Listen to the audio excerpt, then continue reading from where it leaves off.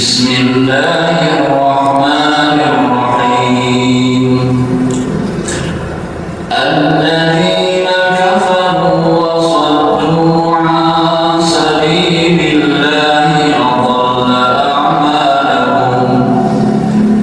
والذين آمنوا وعملوا الصالحات وآمنوا بما نزل على محمد وهو الحق من ربهم كفر عنهم سيئاتهم وأصلح بالهم ذلك بأن الذين كفروا اتبعوا الباطل وأن الذين آمنوا اتبعوا الحق من ربهم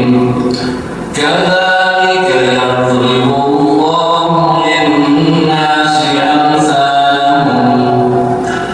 فإذا لقيتم الذين كفروا فضرب الرقاب حتى إذا أخذتموهم فصدوا الوثاق فإما منا بعد وإما فداء حتى تضع الحرب أوزارها ذلك ولو يشاء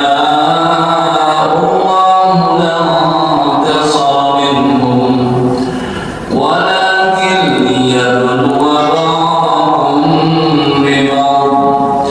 والذين قتلوا في سبيل الله فلن يضل أعمالهم سيهديهم ويصلح بالهم ويدخلهم الجنة عرفها لهم يا